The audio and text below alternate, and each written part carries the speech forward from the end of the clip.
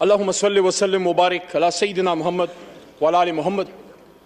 کہتا ہوں وہی بات سمجھتا ہوں جسے حق، میں زہر حلاحل کو کبھی کہہ نہ سکا قند. اپنے بھی خفا مجھ سے ہیں بیگانی بھی نہ خوش، کہتا ہوں وہی بات سمجھتا ہوں جسے حق. میرے دوستو اور میرے بھائیوں، آج سے 2 سال پہلے 9 اپریل کی رات جب آپ میرے بہت سے بہن بھائی جو وہاں بیٹھے ہیں، آپ یہاں براجمان تھے اور میں حکومتی بینچز پہ پیچھے شیخ صاحب کی یہاں میں بیٹھا ہوا تھا جو میری کرسی تھی، اور میرے سامنے میرے لیڈر کی کرسی خالی تھی. اور مجھے یہ لگا کہ جس طرح 3.5 سال میں نے اپنے حکومت کا دفاع کیا جو میری ڈیوٹی تھی، اس رات بھی میں نے اپنا فرض نبھانا ہے. مجھے بہت سے لوگوں نے پوچھا بعد میں پورے پاکستان میں جب میں گیا ہوں کہ آپ کو اس طرف بیٹھے لوگوں سے ڈر نہیں لگا؟ وہ 170 172 تھے. میں نے کہا نہیں، سیاسی اختلاف تھا لیکن وہ میں ان کو اپنا ذاتی دشمن نہیں سمجھتا تھا.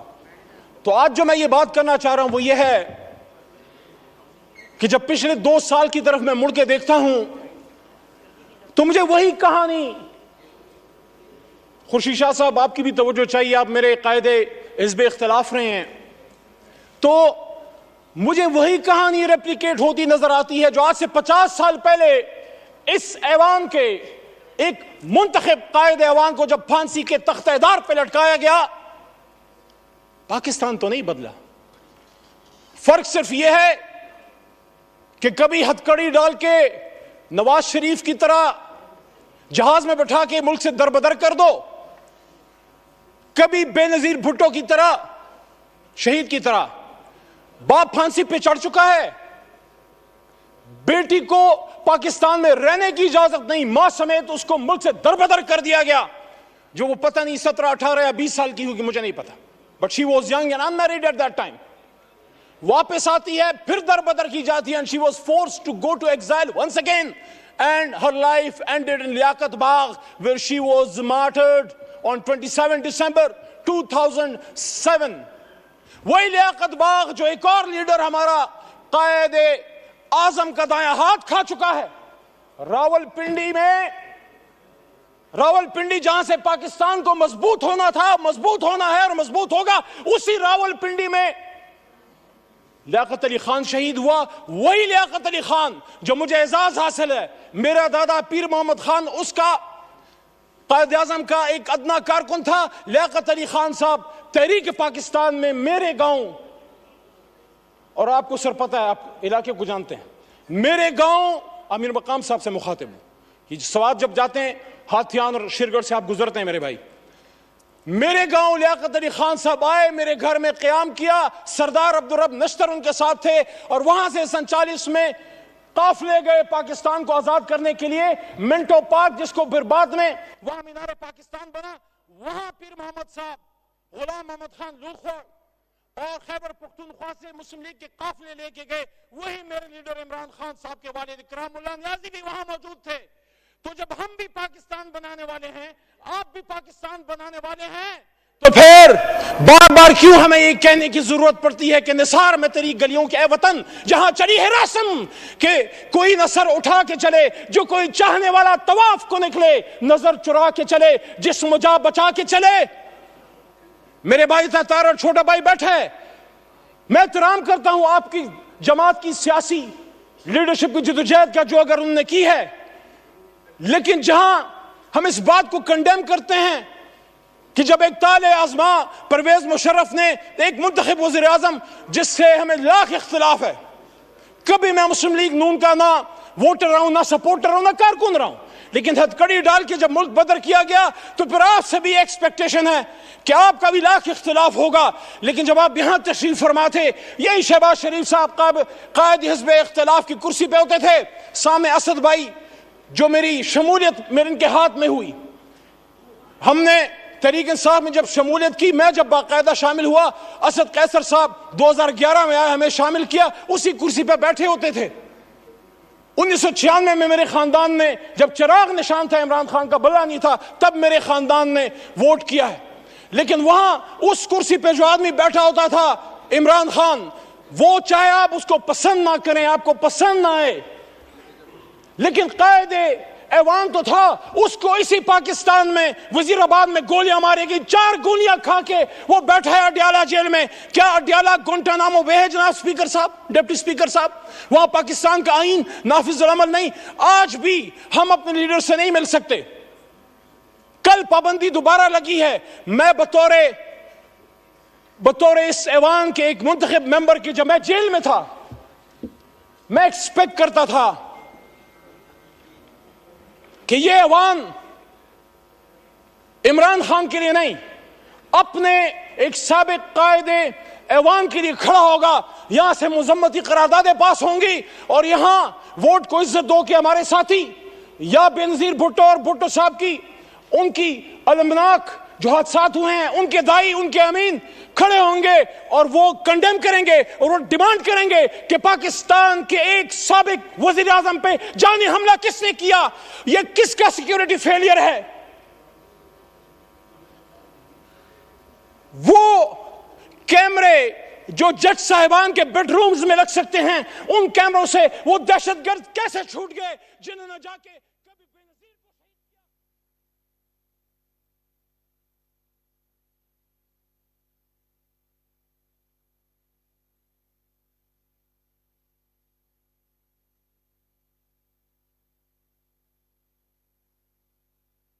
قائد کی تصویر کو لگا کے پاکستان کے لوگوں کے اوپر بوٹوں سے ان کو روندا جاتا ہے۔ کسی کو شک ہے تو کل جا کے آزاد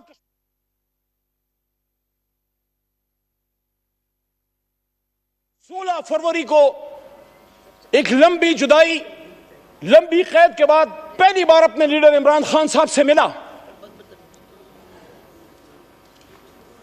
ان سے میں نے جب بات کی، انہوں نے فتح مکہ ماڈل کی بات کی میرے سامنے جیل میں، گولیاں کھا کے۔ اور یہ عامر ڈوگر صاحب، چیف وپ صاحب اس بات کے گواہ ہیں، اور ہمارے ساتھ سردار لطیف کھوسا صاحب بھی موجود تھے، وہ بھی اس بات کے گواہ ہیں کہ انہوں نے کہا کہ جس طرح حضور صلی اللہ علیہ وآلہ وسلم کی فرمودات پہ غیر مسلموں نے عمل کیا، پھر انہوں نے ایگزامپل دی نیلسن منڈیلا کی ٹروتھ اینڈ ریکنسیلیشن کمیشن کی کہ انہوں نے سچ بول کے پاکستان کو ٹھیک کر، اپنے ملک کو ٹھیک کر دیا۔ انہوں نے کہا میں ذاتی انتقام پہ بلیو نہیں کرتا، ذاتی انتقام نہیں لوں گا۔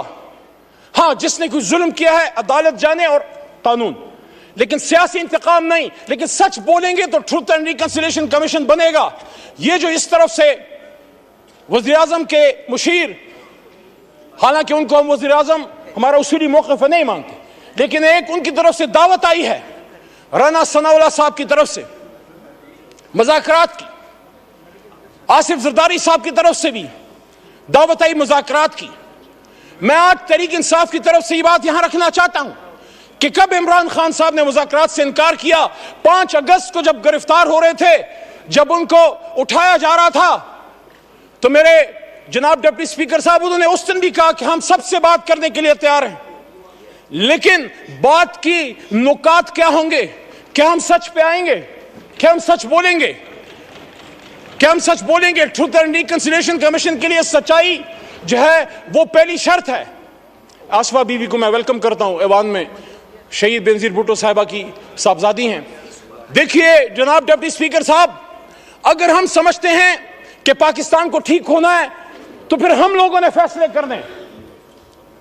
ہمیں کوئی بروکر، کوئی ڈیلر، کوئی شخص ہمیں نہیں چاہیے جو ہم آپس میں بٹھائے۔ جب ہم اپنی لڑائی یہاں سے باہر لے کے جائیں گے، پھر سپریم کورٹ بھی عمل میں آئے گی اور پھر پنڈی اور اپارا اور بہت سی جگہ اور عمل میں آئیں گی۔ میری آپ سے درخواست ہے، اسپیکر کی کرسی انیشیٹو لے۔ ہمارا سب سے پہلا نقطہ جناب عمران خان صاحب اور اسیران کی رہائی ہے۔ پولیٹیکل کیسز ہیں، وہ شخص جو وزیر اعظم تھا اچانک اس پہ کیسے 150-200 کیسز بن گئے۔ He's a political prisoner. He's a prisoner of conscience. And I'm not defending whatever atrocities have been done to you in the past. اگر ہم اس پہ جائیں گے تو پھر بات حل نہیں ہوگی۔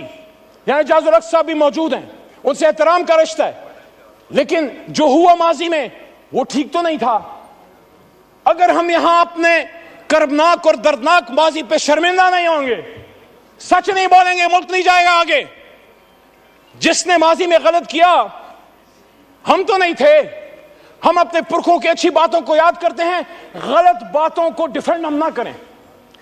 میرا دادا پیر محمد صاحب 1927 کا مسلم لیگی تھا اس زمانے میں، آج والا نہیں، پاکستان بنانے کی تحریک میں تھا، اس تحریک میں جیل بھی کاٹی، لیکن آج میں سمجھتا ہوں کہ سچ بولنے کا وقت ہے، جہاں مجھے اس پہ فخر ہے کہ تحریک پاکستان کا کارکن تھا، جناح کا ساتھی تھا، جیل کاٹی، پاکستان کے لیے تکلیف اٹھائی، وہاں جب وہ فیڈرل منسٹر فور ریونیو بنے، میرے خیال میں ان کو ایوب خان صاحب کی کیبنٹ میں وزیر نہیں بننا چاہیے تھا۔ محمد علی صاحب 10 منٹ کا فیصلہ ضیاء ہوا الحق تھا، صاحب کی 13 منٹ ہو گئے، ضیاء الحق صاحب وائنڈ کی اپ کریں شورا میں پلیز۔ بھی وہ تھے، آج وقت ہے کہ سب سچ بولیں۔ میں سمجھتا ہوں کہ میرے دادا پیر محمد خان صاحب کو مرحوم ضیاء الحق صاحب کی شورا میں نہیں ہونا چاہیے تھا۔ ایز اے ڈیموکریٹ احترام کا رشتہ آج بھی اجاز صاحب سے ہے اور کل بھی رہے گا اور انشاءاللہ مرتے دم تک رہے گا، لیکن سچ تو کوئی یہاں بولے۔ میں جس طرح پشیمانی کا اظہار کر رہا ہوں کہ میرا دادا ہی وہ پاکستان بنانے کی تحریک کا سپاہی تھا، ریولوشنری تھا، لیکن ایک غلطی ان سے ہوئی۔ میں ایکسپیکٹ کرتا ہوں کہ میرا چھوٹا بھائی ہے بلاول صاحب، چیئرمین ہے تحریک پیپلز پارٹی کا، ان کے خاندان نے قیمت چکائی ہے، لیکن ان کے دادا بھی فورن منسٹر تھے، ذوالفقار علی بھٹو صاحب ایوب خان صاحب کے ساتھ۔ ہم سب کو ان سچائیوں کی طرف آنا پڑے گا، بعد میں انہوں نے قیمت چکائی جس کو ہم آج اپریشیٹ کرتے ہیں۔ میں نے اپنے لیڈر سے زیادہ آپ کے لیڈران کی بات کی ہے، لیکن آج میں یہ بات دوبارہ رکھنا چاہتا ہوں کہ عمران خان صاحب نے، کیا آپ یہ سمجھتے ہیں کہ کیا صرف ان کی کسی غلط پالیسی کی وجہ سے عمران خان صاحب کو گھر بھیجا گیا؟ میں نے 2 سال پہلے بھی یہ بات کی ڈپٹی اسپیکر صاحب، اور آج بھی اس بات پہ قائل ہوں۔ جب اس ایوان میں اکیلا کھڑا تھا، میں نے وہاں یہ بات کی تھی کہ عمران خان کو اس بات کی سزا دی گئی ہے کہ جس بات کی سزا ہمیشہ پاکستان میں کوئی بھی جو آزاد پالیسی بنانا چاہتا ہے، ہم سے پہلے جس بھی لیڈر کے ساتھ ہوا ہے، آپ سب کو پتا ہے کہ انہوں نے پاکستان کی 1 انچ زمین کسی غیر ملک کو دینے سے انکار کیا، اور جب یہاں 2 OIC کانفرنسیں کی اور جب مسلم بلاک کی بات کی، امت مسلمہ کو اکٹھے کرنے کی بات کی، تو یہیں پہ بلاول صاحب موجود تھے، وہاں سے میں نے ان کو بات کی کہ بلاول صاحب آپ کے نانا نے بھی مسلم امہ کو اکٹھا کیا، میرے لیے 2 بار اکٹھا کیا۔ شکریہ، شکریہ۔ 15 منٹ ہو گئے، 10 منٹ کا فیصلہ تھا۔ مائک کھولے محمد علی صاحب، وائنڈ اپ کریں تو پلیز۔ اس جرم کی پاداش میں آج عمران خان صاحب جیل میں پڑے ہوئے ہیں۔ یہ داغ اجالا، یہ شب گزیدہ سحر، یہ وہ سحر تو نہیں جس کا انتظار تھا، یہ وہ سحر تو نہیں۔ قائد اعظم نے اس لیے قربانی دی تھی کہ آج ہمارے فیصلے کوئی اور کریں گے، اور وہ کون ہیں؟ جب اپنے لمٹ میں رہیں گے ہمارے سر کا تاج ہیں۔ ہمیں جتنا دکھ عمران خان صاحب کے بدن پہ گولیاں لگنے کا یا بے نظیر صاحبہ کے شہید ہونے کا ہے، اتنا ہی دکھ ہمیں جنرل سرفراز کی شہادت کا ہے، اور اتنا ہی دکھ ہمیں ثانیہ باولفا کیا جب جیل میں اڈیالہ میں ممتاز قادری صاحب کے سیل میں دفعہ میں پڑا ہوتا تھا۔ میں سوچتا تھا کہ کیا جرم کر کے آئے ہو؟ جب اڈیالہ سے جیلم لے کے گئے، یہ میرے جیب سے یہ قلم لے لیا گیا، یہ تسبیح لے لی گئی، انہی جوتوں میں آج آیا ہوں جو جوتے میرے جیل میں اتار دیے گئے، یہ وکیل کا کوٹ میرے بدن سے اتار دیا گیا۔ کیا میں مجرم تھا؟ میں اپنے الحمدللہ اس کالے کوٹ پہ فخر کرتا ہوں جو پاکستان بنانے والے کا کوٹ ہے۔ شکریہ، قلم کی تسلیم مت شکریہ، کرو، پاکستان شکریہ، شکریہ، شکریہ۔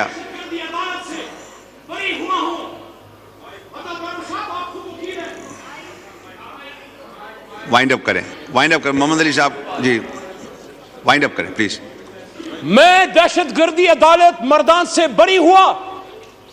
جب میں عدالت میں پیش ہوا، پہلے تو 3 MPO تھا، لیکن میرے پہ دہشت گردی کا دفعہ، آرمی ایکٹ جس کی سزا موت ہے۔ کیا میں دہشت گرد ہوں؟ کیا علی محمد دہشت گرد ہے؟ مردان نے تو پاکستان بنایا ہے، مردان کے بیٹے کو دہشت گرد بنا کے پیش کیا۔ میں ان جج صاحبان عدالت کو سلام پیش کرتا ہوں جو کسی پریشر میں نہیں آئے، اور ہائی کورٹ پشاور کے حکم پہ میں پھر ریلیز ہوا۔ تو میں DGI SPR صاحب سے پوچھنا چاہتا ہوں، ورنہ یہی ہوتا رہے گا، کسی چور دروازے سے آنے کی ضرورت نہیں ہے، پنڈی ضرور جائیں، سری پائے کھانے جائیں،